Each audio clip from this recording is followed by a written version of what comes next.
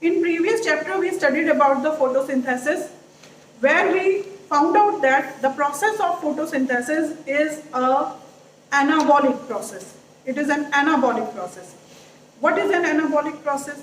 In anabolic process, smaller components, they combine together to form bigger molecules. So in photosynthesis, we know that carbon dioxide and water, which are smaller molecules, they combine to form the carbohydrate, which is a bigger molecule. So it is an anabolic process. But when we talk about respiration and when we focus the equation is just a reverse of photosynthesis. Here carbohydrate is broken down into carbon dioxide and water. So logically, we must say it's a catabolic process. Okay, but actually it is not only a catabolic process, it shows many intermediate steps in between.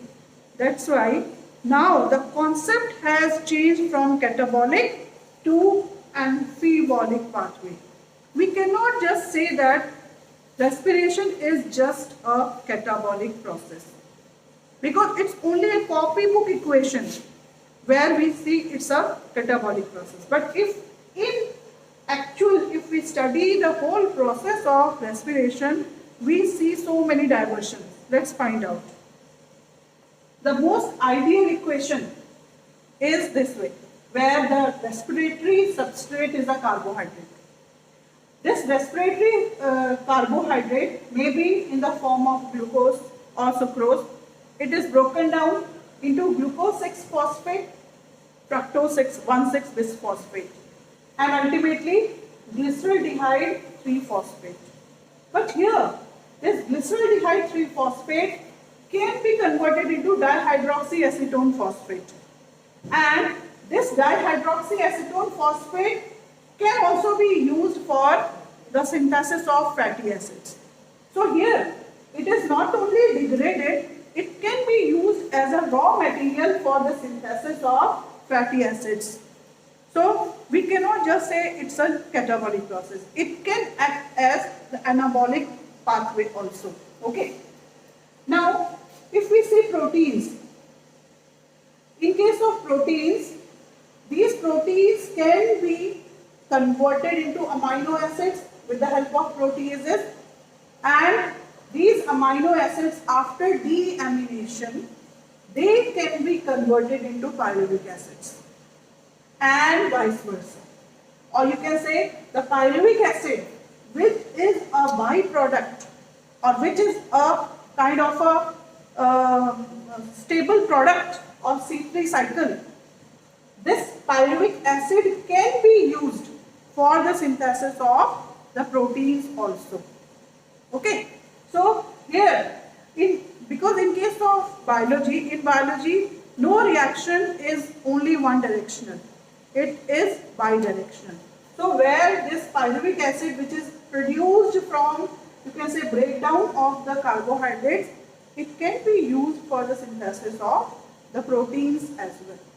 So we just cannot say that it is only a catabolic process. Okay. Also, if you see this fats can be converted into fatty acids and glycerol. These fatty acids can directly be used as an intermediate product here, that is acetyl coenzyme A, and vice versa. So this whole process of respiration is a very complex process. On just first look, it appears to be a catabolic process, but actually in body, inside our body or inside any living organism, it acts as the intermediate products for various cycles, and it is interlinked with so many metabolic pathways.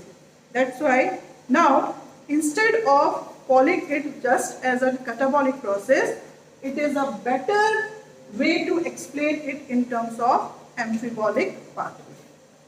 Okay, so this is the first concept.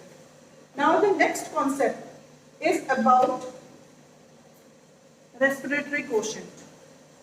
When we say the process of respiration, in the process of respiration, the product which is used up to break down and produce energy, that product is called as the respiratory substrate. Or in other words, we can ask, what is a respiratory substrate? Respiratory substrate is any product which can be broken down to produce the energy. That is an energy source for the particular cell. Now, we know that in our food there can be carbohydrates, fats and proteins. Why a cell prefers only carbohydrates for the process of respiration? The answer lies in respiratory quotient. Respiratory quotient is a kind of a ratio when we compare the volume of carbon dioxide evolved upon the volume of oxygen consumed when any respiratory substrate is used. Higher the RQ, better is the respiratory substrate. If RQ is more, the cell will have to do less work. If RQ is less, the cell will have to do more work. Okay, so let's find out. In case of carbohydrates, we say RQ is 1. Why RQ is 1? You have to see the equation.